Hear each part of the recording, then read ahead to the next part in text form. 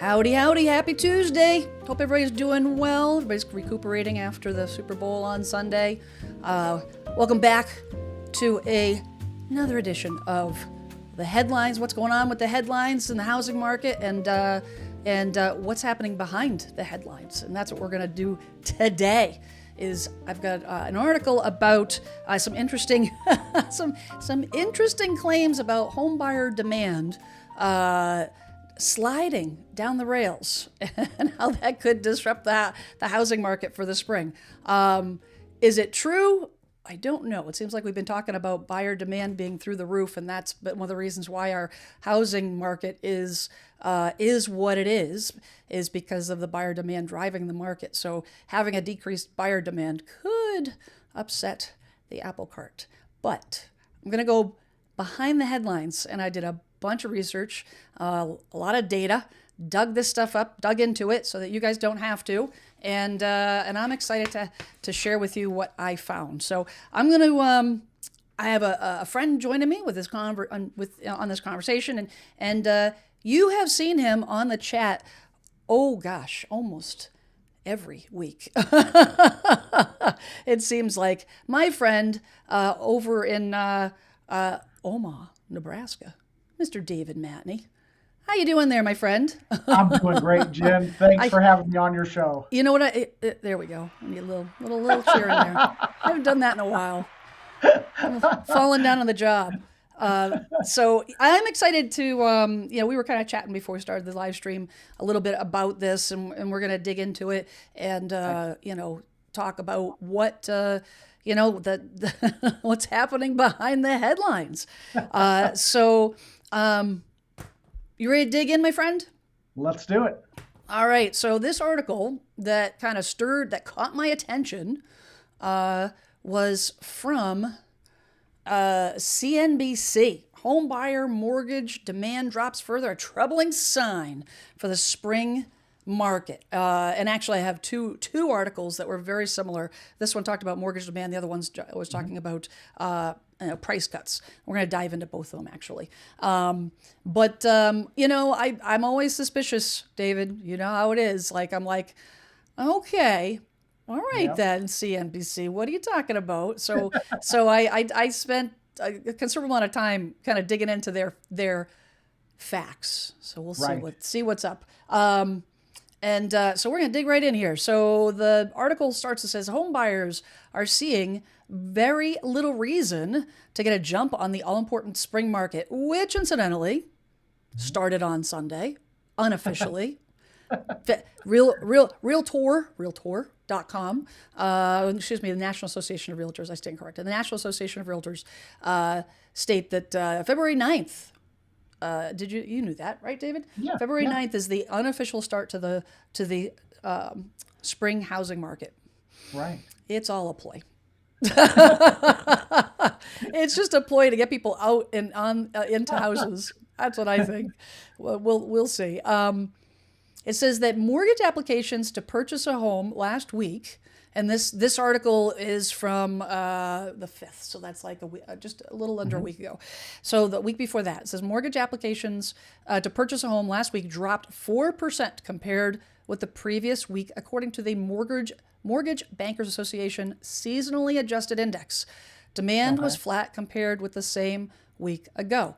Now I'm gonna show you some stuff that I dug up directly from the Mortgage Bankers Association, and kind of explain what that seasonally adjusted index actually is.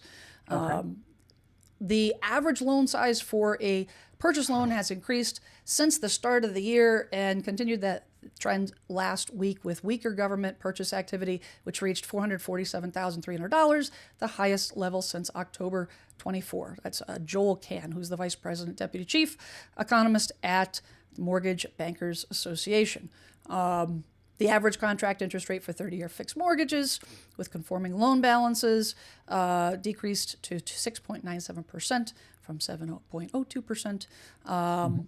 It says that rate was 17 basis points lower than the same week ago. So rates have kind of softened a little bit. It says mortgage rates moved lower last week, consistent with lower Treasury yields, which we talk a lot about, right? How the federal rate doesn't impact the mortgage rate. You want to look at the bonds, Treasury bonds, and follow what's happening with the investor market to kind of see how that's going to impact the mortgage rates. It says Treasury yields follow the FOMC meeting and volatile week for stock market. The 30-year fixed rate declined to its lowest level in 6 weeks. It goes on to talk about applications for refinancing a home, responded to that small drop and so forth. It says mortgage applications to buy a home are now 39% lower than they were in February 2019 pre-pandemic. Now, Wow. I dug into this, David, because I'm like, yeah, but there's a lot of factors. Okay. The first thing that I thought of is, well, that's great. Mortgage applications may be down because during the pandemic, a lot of people paid cash. Right. So I got numbers for that. Okay. So it says, we've got David. Is it Major or Mayor? Is the J silent? Thank you for joining us. Says, always enjoy the show. Be multitasking while you are live. Fantastic. You can come over to my house and do the dishes if you're looking for something to do. I can't get my kids to do them, but anyways. So we're going to dig into the mortgage application part in a second. It says that more sellers are offering price cuts, which is also what I want to dig into. So I want to dig into those two statements.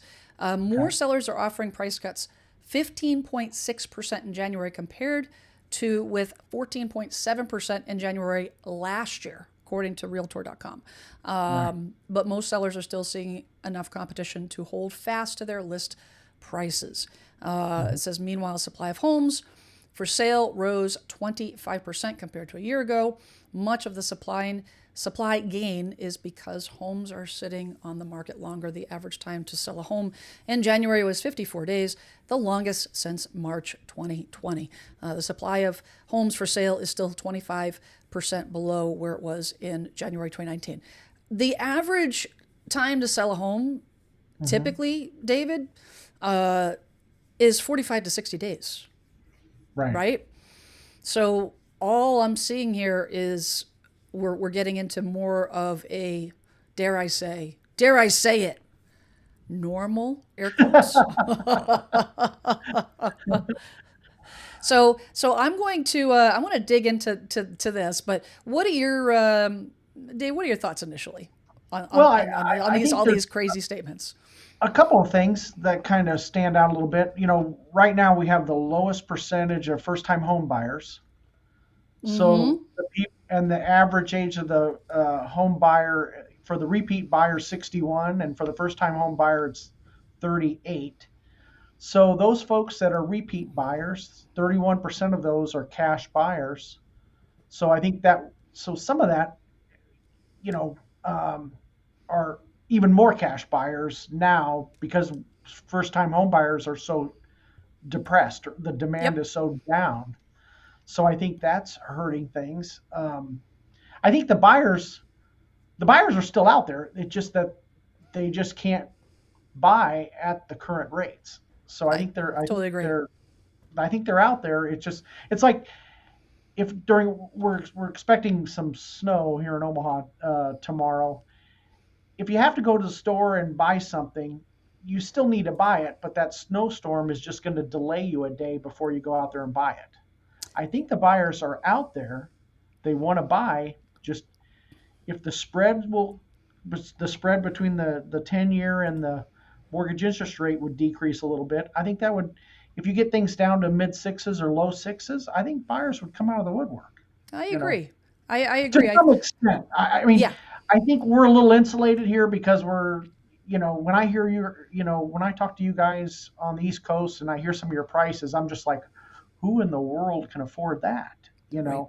Well, and so people do. They do. Well, and it's all, they're going to where they, well, they're going where the money is, where the job is. They're going Exactly. where family is, Yep. and everything is relative Exactly. to a certain degree, to a certain Yep. degree, right? Your minimum wage, not that you can live on minimum wage anyways, but just Right. as a point of reference, your minimum wage in Massachusetts is going to be much different than, you know, Omaha, Nebraska, Right. Indiana, Missouri. It's going to be different. Why? Because it Right. costs more to live here. Right. It's just the way it is. And jobs, that's, and all the things. And we could go down a rabbit hole on that.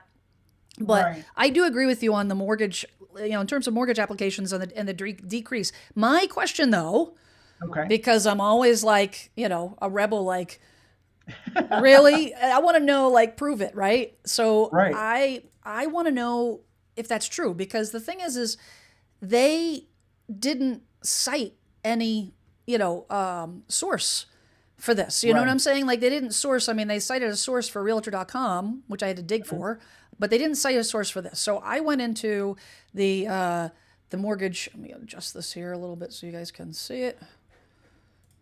And there we go. There we go.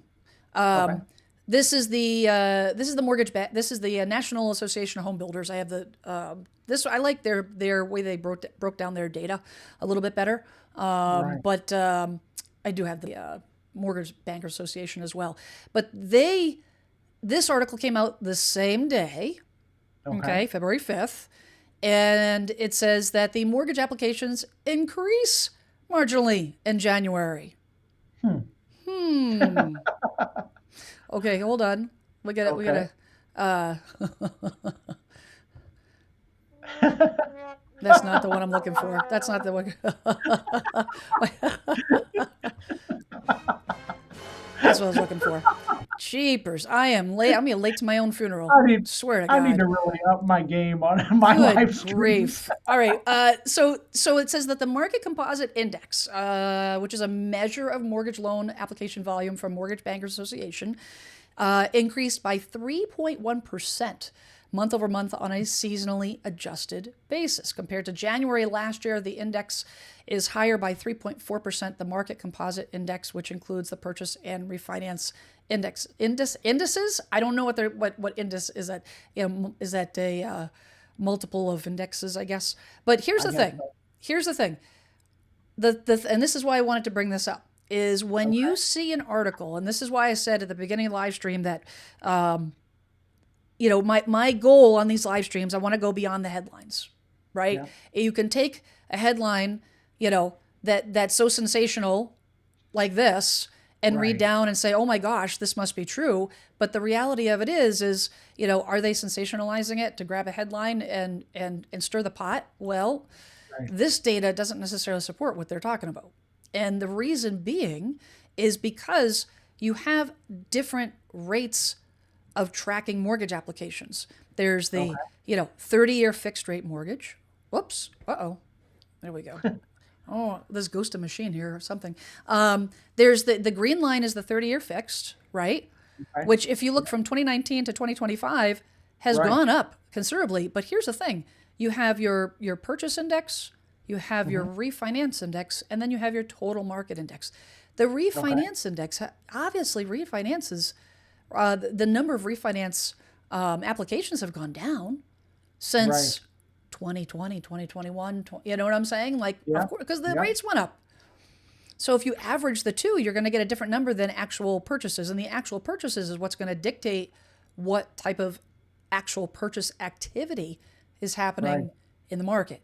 And if you look at the 30-year fixed, now this is just strictly 30-year fixed, because there's also other avenues. There's people that use the 15-year and cash, which I've got some data on Right. that as well. But to look at the 30-year fixed, I mean, David, it's if we look at the last year, I mean, Right. is it down? Yes, I think it's down because of the fact that it's you have some the seasonal adjustment. But look, Right. it's going back up. It's Yep. going back up. It's up to, January 2025, 701 is their index, which is higher than November. What's So, interesting, what's really interesting is look at that little dip, the green dip at the top near 2025. And Mm-hmm. then you can see where the rates go down, and then look at that little dip or look at the spike in refinances in the orange. Oh yes. Well, It's yeah. What's yeah, interesting is that you're talking right here. yeah, right here. Yeah, Yep. that increase when those go down, then Yep. people course correct, Yep. and it's probably all of those folks that bought it that in 20 between 2023 and 2024, where that little spike where it got up there to close to 8. Well, keep in mind, we had like some serious political Right. tension, right? Yep. We have the coming election, the Yep. uncertainty of the coming election, and interest rates were the mortgage rate. Actually, this is the mortgage rate. This is the purchase index. I'm looking at the wrong thing. But the mortgage rates, they went down, but people weren't Come, doing anything because they were hesitant. Things. right. We thought we'd have a busy fall market was going to be our spring market, and that didn't. Yeah. That didn't happen. So I find that very interesting. I want to get some of these comments. MHOA says, funny analogy. We have a storm coming in, and I'm going to the store before it hits. As they say in Massachusetts, you gotta get the bread and milk. Get your bread and milk. Because you never know them. They may stop making bread and milk, and that's why we have to run. Actually, that's like a blizzard of '78 thing. If you lived in New England during that time, when I moved here in the early '80s, so my family missed it. But in any event, Cookie says I've been trying for a year now. Reduced price twice. I can't give this house away after 2 years of ownership. No sales in Florida. No one passes. Financial. I bought for 62,000 and refurbished. Oh man, Wow. that is. I'm very sorry. I'm very very sorry. That's extremely Yeah. frustrating. That is extremely frustrating, and it's tough depending on where you're at. I'd be curious to know, Cookie, where. Oh, I think she actually, they mentioned it. Hey, Clark's in the house. Good to see you, my friend. Hey, Mark. Find me about it for Central Florida, 15 minutes from Disney. So, what's Wow. interesting is I was talking to one of my preferred referral partners down there, and the area around Orlando and north Okay. of Orlando, and that area, I mean, that's a Central Florida, which means you're not getting, I mean, they did have tornadoes, they had some, Yep. some weather, but it's not like the east coast of Florida, which has been decimated, right? Right. But it's very interesting being that it's so close to a destination like Disney, and it's Right. been they've been struggling. Hmm. That area has been really really struggling, and I wonder if it has to do. There's a correlation there with if there's a new construction effect happening Okay. down there. Okay. You know what I'm Yeah. saying? And I Yeah. wonder, Cookie, if that's what you're fighting with is new construction. It says, Clark was actually asking Cookie if there's a lot of houses already on the market. Kenny says seeing fewer houses on the market here in Springfield, Illinois. Houses seem to be selling slower as well. So for sure, that is the trend that they mentioned earlier that I do agree with. The trend being that in a lot of areas, the time in the market's getting back to where it normally would be. And Right. I think that's the biggest thing. If you're looking to put your house on the market, number one, you got to know your local area, right, David? Like you have to Yep. know because the information we talk about, the information that is the national information, national headlines, you got to take that with a grain of salt, right? You Right. can't. Everything's local. I mean, You've got to absolutely have to because everyone is different. Everybody's different. I mean, Cookie's house in Massachusetts will be gone in a hot second, like the yeah. $20 in my pocket when my kids come home. Gone. Boom. See ya.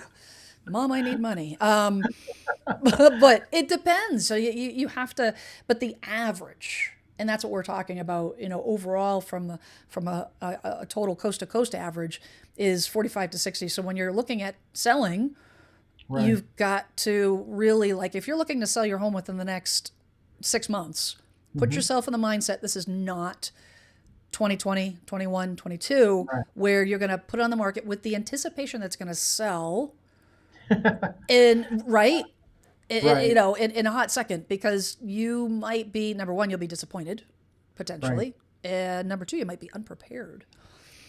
So do you concur with that, Mr. I Matney? agree. Yeah, and that was not a fun market. I mean, I mean, if you were a seller, it was a good time, but for if you're a buyer, that was those poor Oh, it was folks. And now, horrendous. yeah, I It mean, was horrendous. 15 offers, and if you had an FHA buyer or something like that, it was just, oh my gosh, Yeah, not fun. Not fun, not fun. Um, MHA says, make my own bread, but I gotta buy the milk. Yeah, no cows, huh? No cows in the backyard. Houses on my block have been on the market since last summer. Holy cow. Wow. Kind of a hoodie neighborhood. Where are you located? I'd be interested to know that. Where exactly you're located. So I wanted to show, I mentioned earlier, David, about Hmm. getting back to in terms of interest rates and how that not the interest rates, but the mortgage applications and how Right. that the claim that and it's not just the NBC. It was several articles that came out and said Hmm. that because the mortgage applications dip, that's going to be decimate the spring market. It's going to be a Right. disappointing spring market.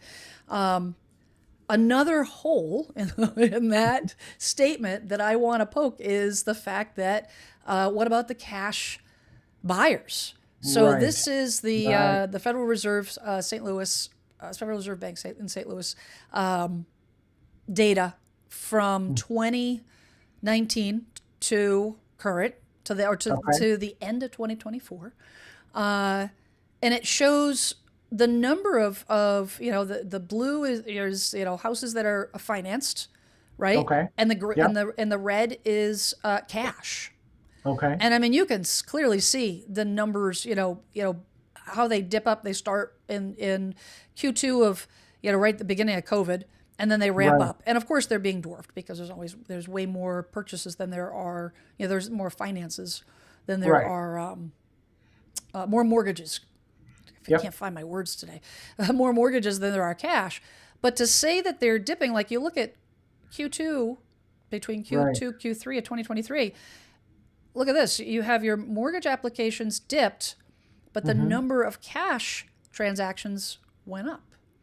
Hmm. So you Yep. can't discount and you can't automatically assume that just because the mortgage applications are dropping, because there is a lot of money.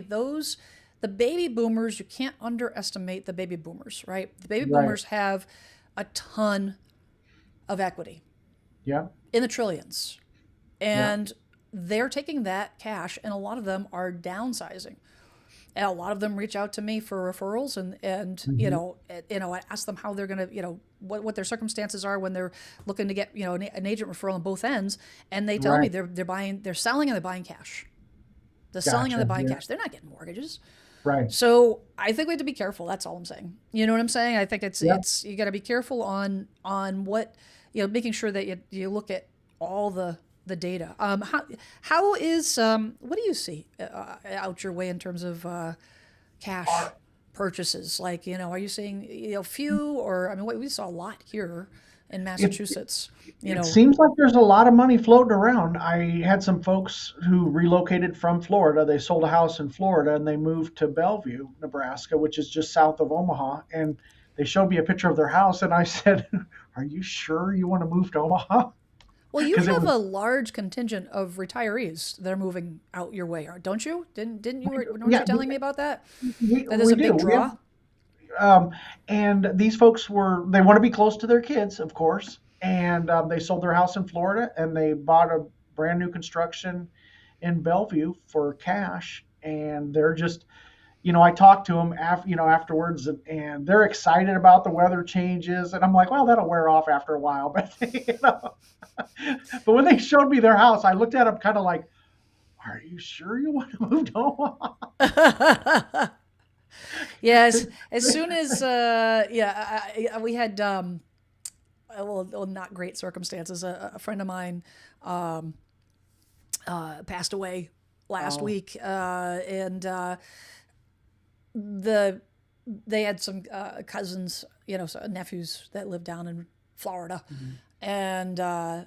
and they came up. Right. and they're playing in the snow and everything else because Yeah. we have snow. We Yeah. have, I mean, Florida Right. had snow for a hot second, gone the next day. It's in the 80s down there now. But Right.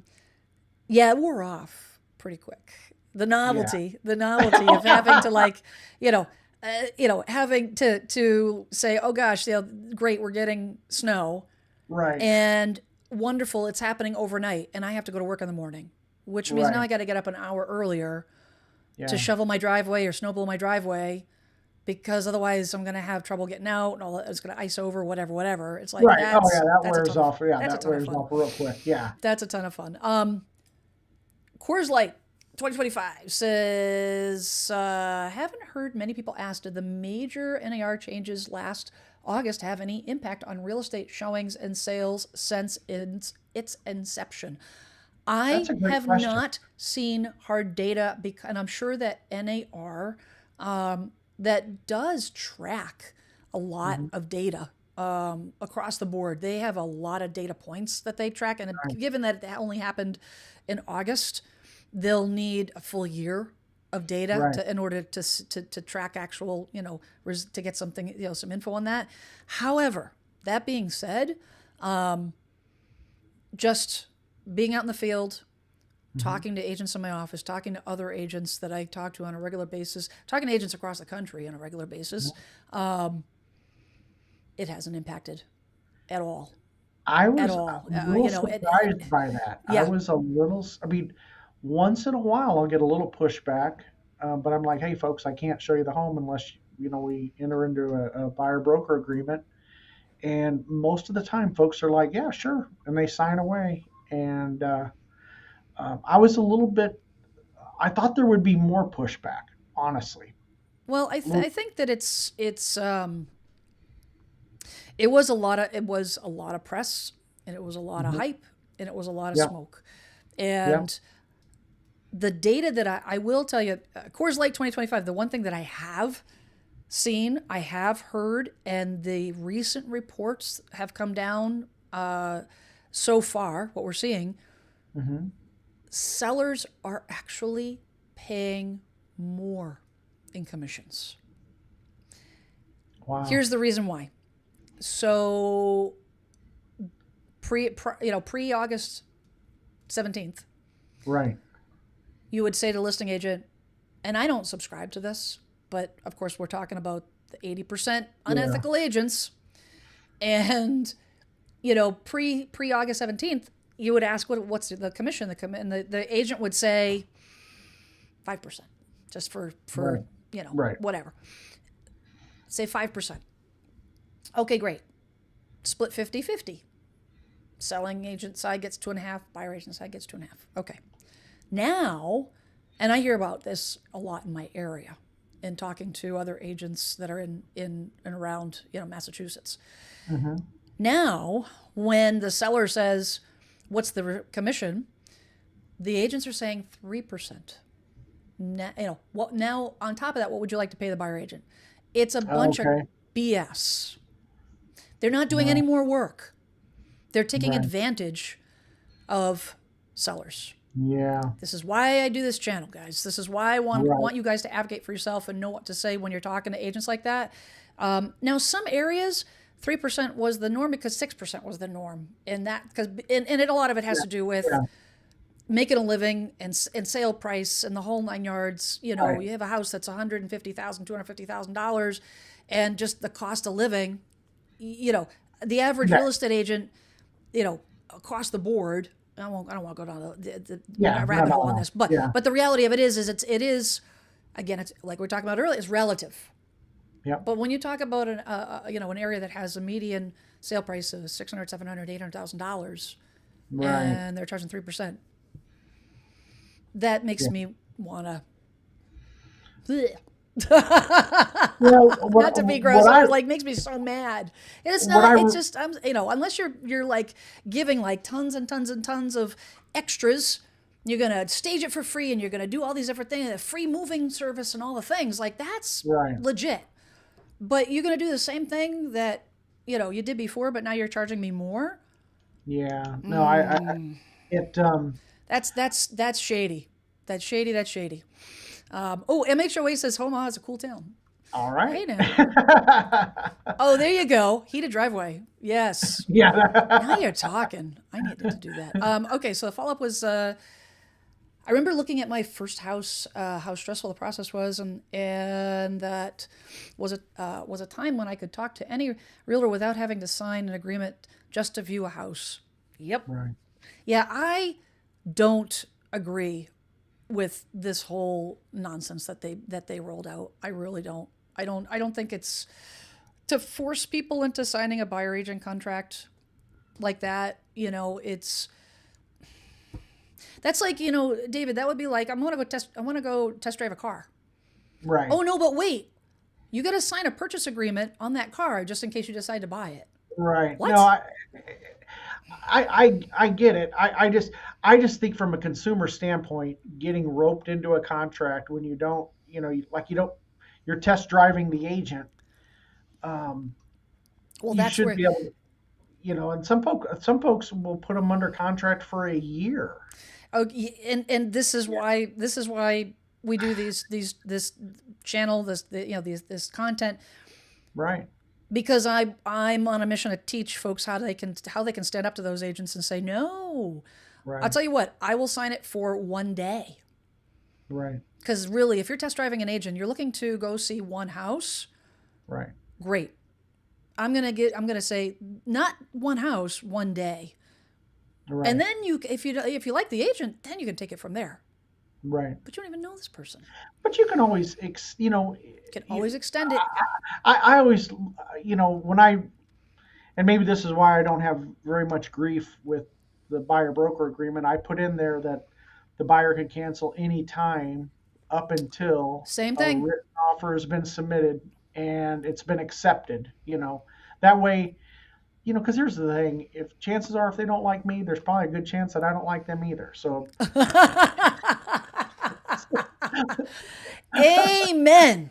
so if they want to Amen. cancel, Amen. it's like, I don't want a whole bunch of drama. I just, it's like there's going to be another buyer come along, and it's like it's okay, and it's up to the, here's the thing too: the broker has to enforce it, and the Right. broker, and it's like, do you really want to go down that rabbit hole and that road of pursuing a buyer as a broker? Nope. And No. Sometimes you just want to say, and that's it. Sayonara. See you later. Exactly. Anyhow, No, getting back to this stuff here, right? Got a little off track, David. sorry. Well, that's Coors Light 2025. That was a great question, That's Coors a Light. great question. That's That's a great question. I'm glad you asked that. I wanted to, though, we were talking about the baby boomers and not baby boomers necessarily, but folks that are selling. And particularly I wanted to kind of just touch on the people that, because someone had mentioned something about this on the live stream last week about the percentage of folks that are, losing that 3% interest rate. Right. And eventually that, 2.5, 2.75, 3%, 4%, all those interest rates are going to disappear eventually. Yeah. You can't Yeah. hold on to them forever. And so the question is how many are still sticking around? So Redfin, who does pretty good stuff with data, did an article, and actually this thing is, I got all off kilter here. Let's see if I can get this back centered here. There we go. 17% of homeowners with mortgages have an interest rate of at least 6%. The highest share in nearly a decade. It says nationwide, 17.2% of U.S. homeowners with mortgages have an interest rate greater than or equal to 6%. Those are going to be the people that bought since the rates went up. This is the highest share since 2016. That's up nearly 5 percentage points from 12.3% in the third quarter of 2023. It says if this rate of growth were to continue, which is feasible, the share of homeowners with a rate of at least 6% will nearly double in the next 3 years. blah, blah, blah, blah. But this lock-in effect, it says, meanwhile, 82.8% of homeowners with mortgages have an interest rate below 6%. This means even more have a rate below the current weekly average of 6.95%. It says, but this lock-in effect hasn't been easing. In the third quarter of 2023, for example, 87.7% of mortgaged homeowners had a rate below 6%. In the mid-2022, the share sat at a record 92.7%. But anyways, all these numbers are thrown around. I like a graph because sometimes I have, if those listening, they're like, all you hear is word salad with all these numbers. Sometimes my brain is like, give me something to look at because like 6.2, 5.3, 8.7 doesn't, the graph says it all.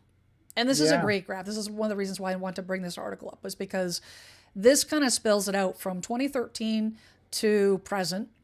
It's pretty. It's a pretty graph, but it serves a purpose. And the purpose is you've got, the below 3%, 3 to 4%, 4 to 5, 5 to 6, and above 6. And you can see it growing.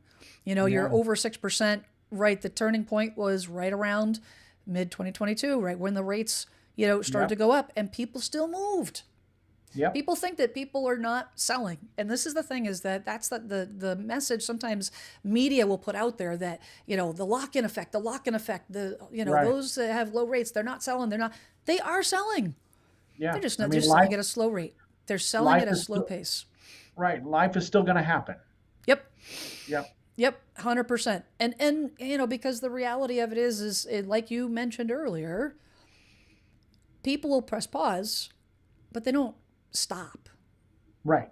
They say, you know what, we're going to sit tight for, the next year, the next 2 years, the next 3 years, because I can't afford to move, or I don't want to move, or maybe I just want to, I'm not ready to move. I'm not ready to give up my rate.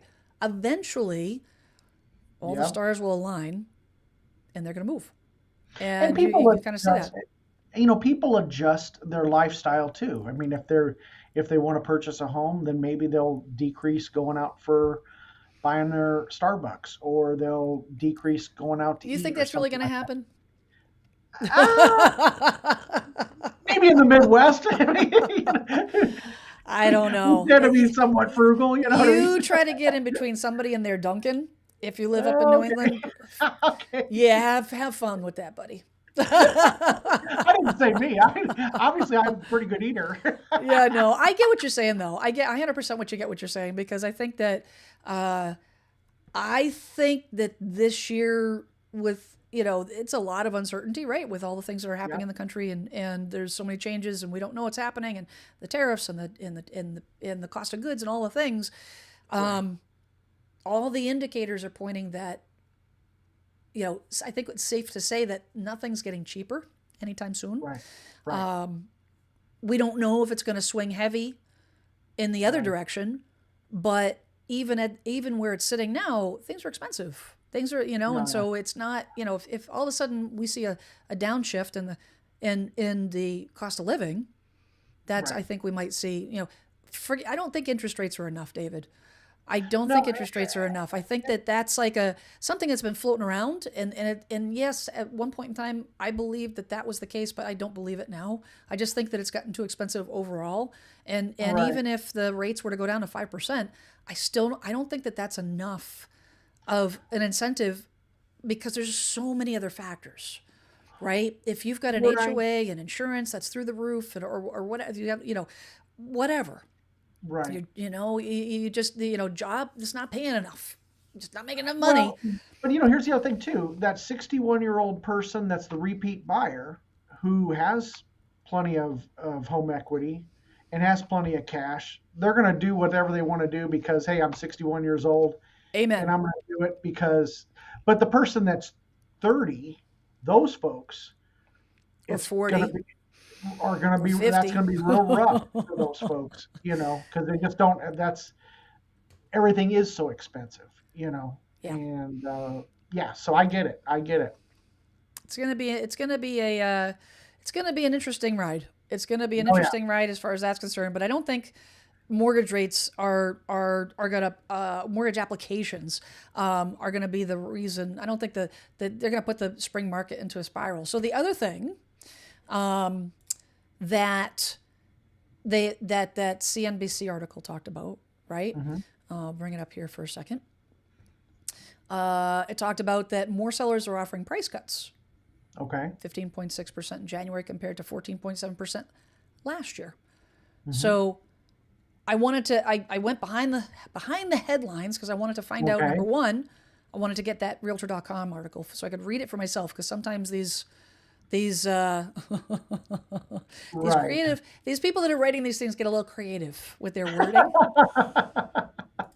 Okay, so here's the this is the Realtor.com January. Gosh, I don't know what happened. Sorry about this, guys. I had this all queued up, all lined up, and got everything. There we go. Computers, I love it. I have a love-hate relationship with computer. I love technology. I love computers. I'm a total geek with this stuff.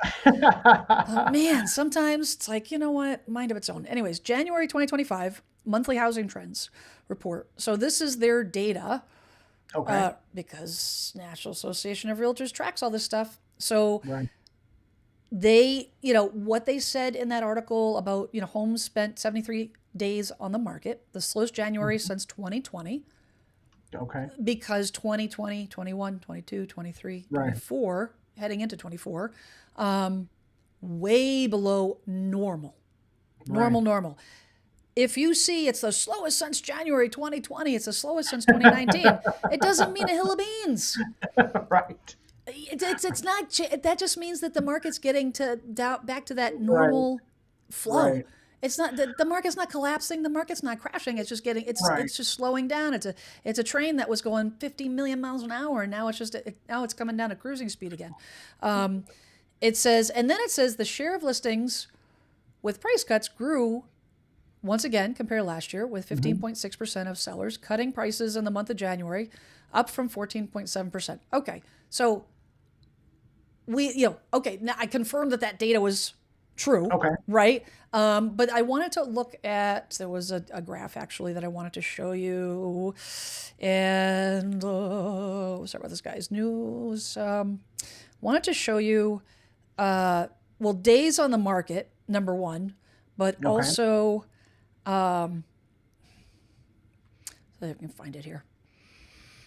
So there's a lot of data here. Okay, yeah, so I'm going to do this so that you guys don't have to see me scrolling, because there's just so much. I couldn't bookmark this thing to which exact graph. Here we go. The price reduced. Okay, so this shows selling it below asking price is the same as a price reduced. The price cuts, and price cuts come from market corrections, and price cuts come from overpriced listings. That's right. Right. We can't assume that a price cut is because the market is correcting. We can't assume that it's always that way, because home sellers will not always list it where it should be. Right. Home listing agents that don't know the data, listing agents that don't know their market, or that will go along with what the seller says just to get the listing because there's no inventory.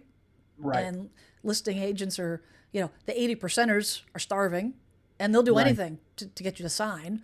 So they, even if your house is, if they want to, if the home seller says, I want $50,000 more than what the data supports, it goes on the market with some listing agents, right? And now you have a price drop. Now, does that have a negative reflection of the market? Not necessarily. That's a negative reflection on the professionalism of the agent. But the reality of it is things are starting to soften. They're coming down. They're not overinflated from people making huge over asking prices. So this just showed the price reduced share, in terms of, the amount that homes were reduced, between, over the course of last year. And you can see, 20, or is it the light, the brown 2024. And you can see where it went up, July, right? And then, and it's coming, and now look at, we've got that sharp. But here's the thing. Here's the thing. The thing that I would mention about this, and I know, David, you and I have talked about this, this is all seasonal. Right. November's holidays, guys. Right. November, December, the market always obviously look at the look at the commonality. Right. Right? This curve is very interesting. Do you know what's not interesting? It's normal. Mm-hmm. What's interesting though, David, is we're going back all the way to 2017, way before pre-pandemic. Right. This is why I giggle when they say that February 9th is the beginning of the spring home selling season. Right. Where is, we look at, newly listed homes. We have May. They say May is like the hottest time, but where's the most amount of inventory? When's the most amount of activity? It's not until we almost get to the summer. Right. It's not now. So, in any event, I thought that was interesting. Yeah, what would be interesting is to look at a chart of expired listings, the number of listings that have expired, because that will tell you, okay, that obviously if it expires, hey, we're not at the right price. Yep. And during 2008, 2009, that's how I made my living, was off of expired listings. And then after the Great Recession, boy, that business dried up. But during that time, boy, that was, We may see that again, because and again, expired listings, those are, for those watching, it's listings that went on the market and didn't sell during whatever the contract was. Right. Those inexperienced agents that convince sellers to put their houses on the market, and then you combine on top of that a market that's softening. You're going to see a lot. You'll see more of that. You're going to see a lot of those in the coming year. Absolutely. The next couple of years, I think you'll see a lot of those. Go ahead. I don't think in 2020, 2021, I don't think there was an expired listing. No. If your listing expired during that time, you were doing something wrong. There's something very questionable there. MH says, I'm 64 and have enough equity to where any mortgage I purchased will be relatively small. Just don't want to start another mortgage. I don't blame you. I don't blame you one little iota. Yeah. Nope. I'll tell you, once I get off that merry-go-round, nope. I wanted to bring this graph up. Now, David, this is I'm sure you have this in your conversation when you're meeting with a new home seller, right?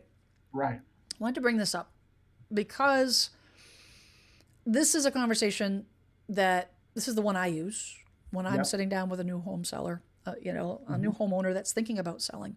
And we're just talking, I'm educating them on how the process works, putting it on the market and saying, well, the market data says 550, so shouldn't we try 600? Because you never know. And that sounds logical, right? But that's not the way the real estate market works. And we're not talking about real estate agents market. We're not talking about how things are manipulated. No, we're talking about how the general market as a whole, buyer activity, how do buyers as a whole react to a new listing that comes on the market, when a brand new listing. And essentially what this graph is, it kind of shows, the sweet spot for a new listing. Now, obviously this was adjusted a little bit. Excuse me, during the real hot times, right? The real busy times a couple of years ago. But on average, this is the same graph. I've been using this graph for I'm like 29th year in real estate this June, right? Which is bonkers. I started selling real estate when I was 10 years old, just in case I was trying to do the math there. Just want to say, but there's a reason why I dyed my hair purple. So yeah, going a little gray. But in any event, the first 2 weeks are the most important 2 weeks when you put the house on the market. And it's also the time when you're most likely to get close to asking. Once you get past that 2-week period, the distance between the listing price and the sale price slowly widens. Right. A house that's on the market for 6 weeks, a buyer is not going to make a full price offer for that house. If that house is worth the full price, it would have been gone 6 weeks ago. Right. That gap widens. Yes, you can do price reductions, but now you're playing catch up. You're playing catch up because now it's a stale listing. And as you go out further in time, the only people that are looking at it are new people entering the market, as opposed to there's a built-up pool of buyers that are looking for the freshest listings, and they will snag something when it hits the market right away. So you're 100% right. The best time to get the most amount of money is when it's first listed.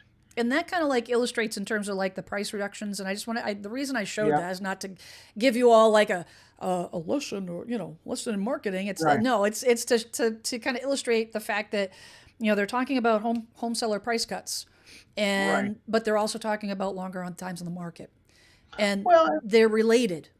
The two of them are related. That's all I'm saying. And, if you're a seller, if you're just a layperson at this, that would make sense. I was like, can't we just try it for a few weeks and then lower the price? They don't understand until you educate them to say, hey, we want to price it right we want to get the best the best time to eat a Krispy Kreme donut is when the hot now sign is going on. Oh, hell yes. We don't have Krispy Kreme here. Well, you don't? Well, see, you gotta come over. Whenever I go, I go down to, visit some of my neighbors to the south. That's where definitely take advantage of that. But yeah, we don't have that we don't have that opportunity up here. Yeah, Dunkins are not, you can't buy a Dunkin' Donut warm. No, and boy, something about donuts keeps coming up in this conversation. What's going on with that? So real quick, guys, I have a poll running, and where are we at? We've got the poll so far says, are you seeing more homes for sale in your market over the past week? And 31% says yes, 49% says no, and 20% says I haven't noticed. Too busy watching the Eagles pummel the Chiefs, which I don't want to alienate anybody. I usually don't take sides. I don't take political sides or anything else, but I am going to be completely transparent. I was so happy. I was like, and my Patriots aren't on the field. I don't care, but they kind of wiped the floor with the Chiefs. I'm just saying. Yeah, they did. they kind of just ruined them, but that's neither here nor there. Let's see here. So I got it. I have a question. I got my notes here. I have a question that came in last week, David, on one of my comments on a video I posted last week, and I was going to answer it in the comments, and I said, you know what, this is kind of a long answer, and I think it's just worth touching on the live stream, because it requires a little bit more elaboration. Right. So let's see, we can get pulled up here.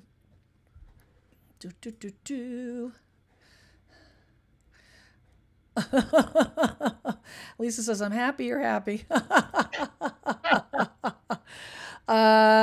So the question came up. It says, I had talked, the content was about, what you shouldn't do in terms of, when you're getting your house ready to sell.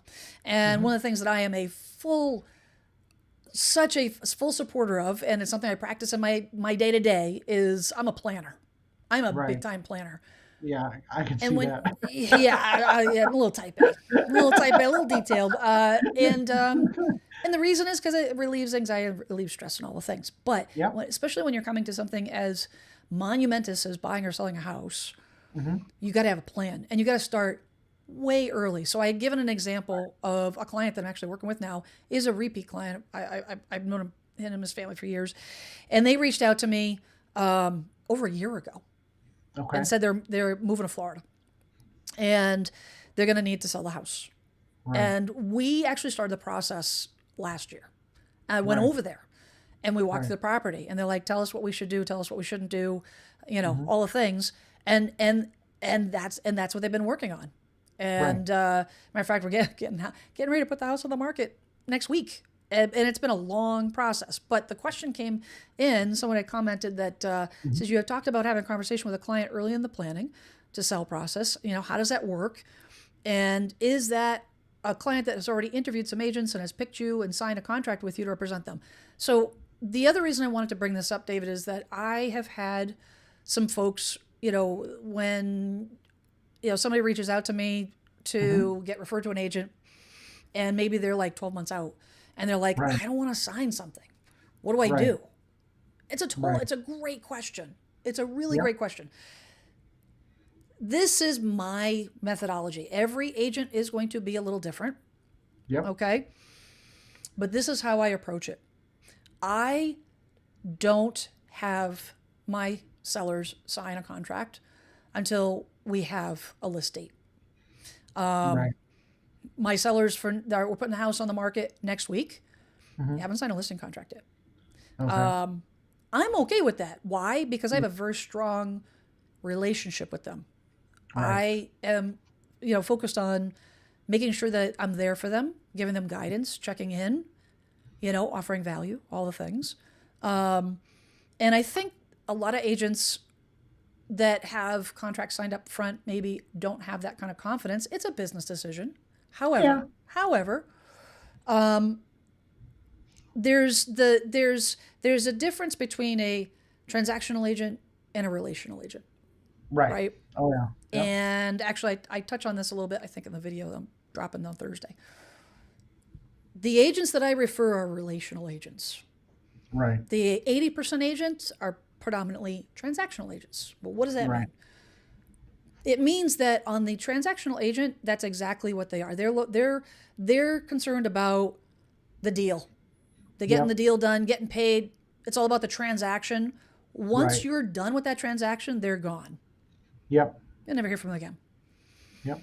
The relational agent is looking to build exactly that. Now, they're not looking to be your best friend, although a Right. lot of my clients end up being my friends. Sure. But it's more of an investment. I'm Right. making an investment in them. Why? Because Mm-hmm. number one, I want to take care of them Right. for their given situation. But I'm Right. invested in them because my business is built on recommendations to other folks. Sure. So that if I do a great job, I hope that they will pass my name on to a referral to a friend, family, coworker, whatnot. Yep. I invest in them. I build the relationship. Everything I do is about, just like in a relationship with a friend or whatever. Right. It's all about relational. So that being said, to answer her question, that particular client, that was a past client that I've helped many times. We have a very strong relationship. Why? Because I stay in touch with them. Right. Literally stay in touch with Right. them. They hear from me a couple Yep. times a year, just checking in. Hey, how are the kids? All the things. Did they interview it? I don't know if they've interviewed other agents. I don't think they did, but if they did, I'd be fine. Yeah, whatever. That's fine. If I'm the right agent for them, then that's great. If I'm not, I don't, like you said earlier, I don't want to work with them. Right. If I'm not the other, that's fine. But here's the thing. If you don't have a repeat agent, if you don't have an agent that you haven't used before, the answer to your question about, have you, already interviewed the agents? That's why you do that part first. Yep. That's why as soon as you decide a year from now, I'm going to look at a move. Great. Right. Start putting your plan together, and that plan includes figuring out who you're going to align yourself. If you're going to hire an agent Right. and not try to do it by yourself, Right. then you want to try to do that first, because a good agent, a 20% agent, they're not going to ask you to sign a contract. And those are the agents that will come out and say, okay, here, don't do the floors. Yes, do the Right. floors.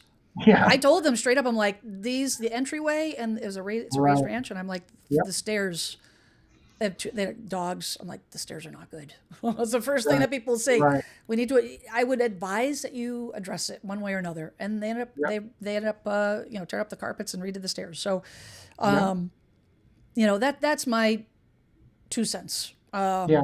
What are your thoughts?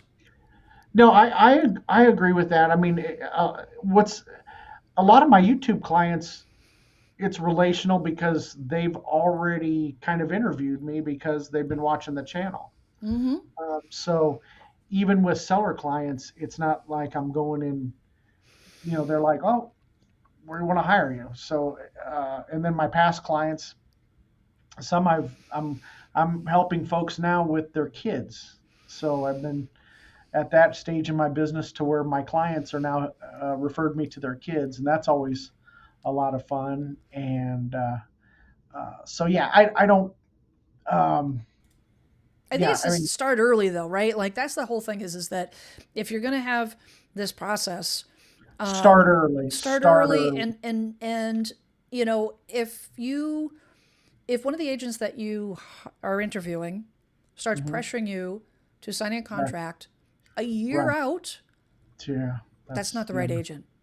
That's a transactional agent. That's not the right agent. They're just trying to get you on the hook. Yeah. Yeah. No, I mean, if it, but here's the other thing. Here's the sidebar. Not all contracts are equal as well. That's true too. So they could have a policy where it's like, okay, so I'm committing to you. I want to know that you're committing to me, but we're not putting price. We're not putting list date. It's kind of like a looser agreement. You know what I'm saying? Some agents do that. And, it depends. I think the thing is that as long as you have an out, you have to, which I'll be honest, if a seller wants to have an out with me, absolutely. I don't want to work with them anyways, so that's fine. Right. Off you go. I'm not going to. The stories I hear about agents fighting with their buyers and sellers, I'm like, are you kidding me right now? I don't want that drama. That's not what I want at this part. If I'm doing a lousy job, or maybe they're nightmares. Sure. I don't want to work with them. Right. And if I'm doing a lousy job, I don't deserve it. Right. I don't deserve it. And everybody has different expectations. And like you say, you got some folks that there's a legitimate contingent of folks that are legit crazy. You know what I'm saying? And no.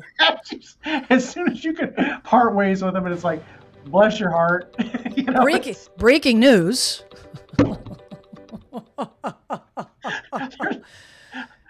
For reals? Oh yeah. No, I get it. No, I had a situation, getting off track a little bit,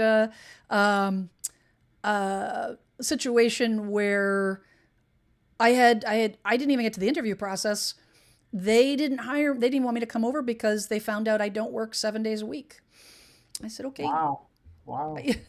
You know what I said to them? You know what I said to them. That's what I said. Delisa, so here's the thing. If you heard from Jackie Baker that Jen's birthday is today. Oh, happy birthday. It's not my birthday because I'm not the Jen. I texted her today. I'm like, you need to let your viewers know that when she says Jen does all the work behind the scenes, that's not me. That's her friend Jen in Jersey. Oh, okay. It's two different Jens. I thought it was, I don't have time. I love Jackie. She's my bestie. I don't have time to be her tech behind the scenes person. Right. I don't have time. So I said to her, I'm like, everybody's gonna think it's my birthday. So, but thank you. My birthday's in June.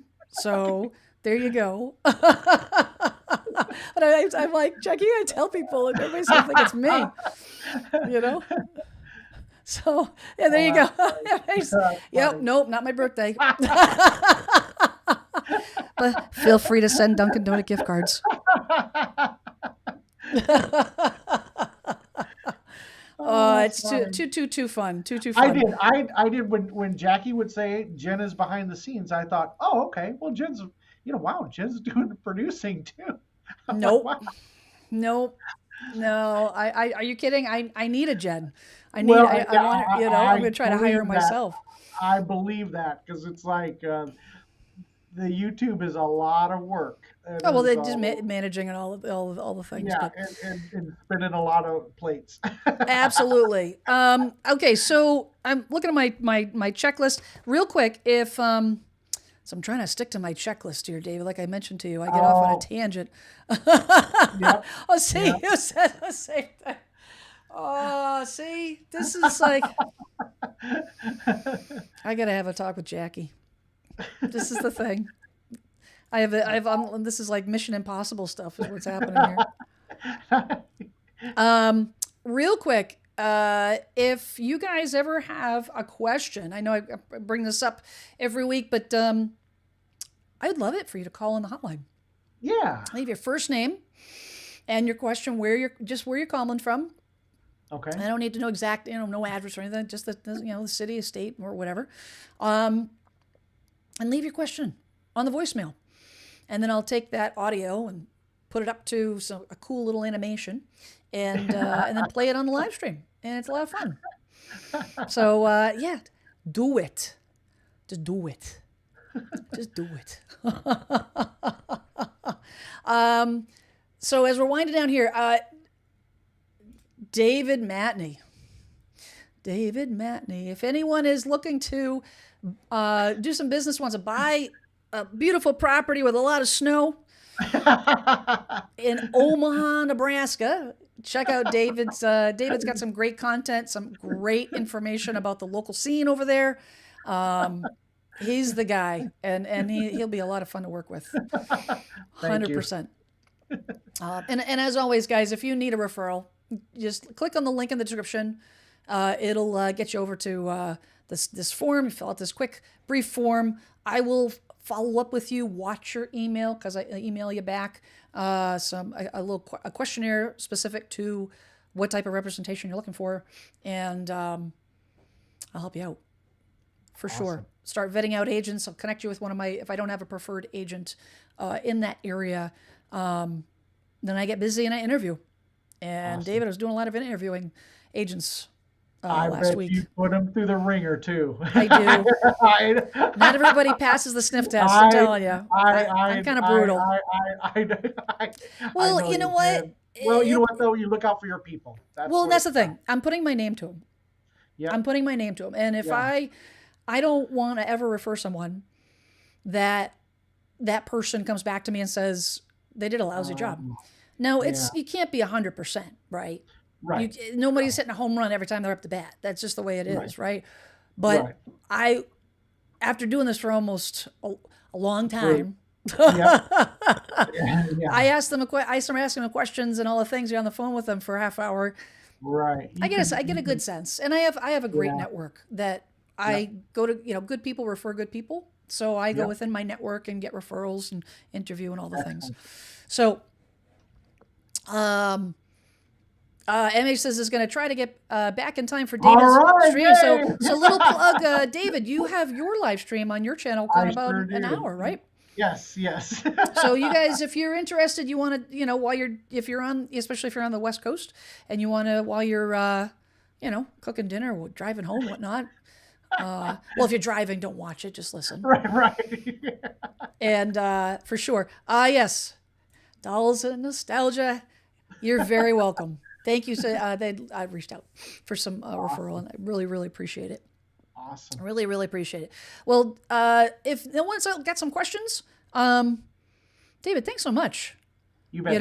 For jumping on and saying, you're doing. I really enjoy it. It's fun watching your content. You do a great job, and thank you. I watch your videos and I learn stuff. So that makes me happy. It's fun to. Thank you. Well, I appreciate your support. I honestly, you're I just chance at Vince Summit just at a box lunch. At a box lunch, our paths crossed, and then here we are. It's been great. Absolutely. Thank you so much. Hey, guys, have a great week, and call the hotline if you got a question. Or whatnot, or you can always send me a message. You get my emails in the videos there, so you can do that. But be kind to your neighbor. Be kind to everyone around you. Everybody's going through some stuff.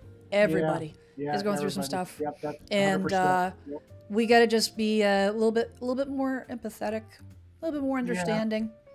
yeah, that could We're all go paying a the lot. same overpriced amount for eggs. Just saying, like, this economy doesn't discriminate. That's all I'm saying. This economy doesn't discriminate. It's everybody's struggling. But in any event, be good. Amen. And everybody have a great week. Stay safe here in snowy area. And we'll see you next week. All right. Same bat channel, same bat time. Thank you. Bye, everybody. Bye-bye.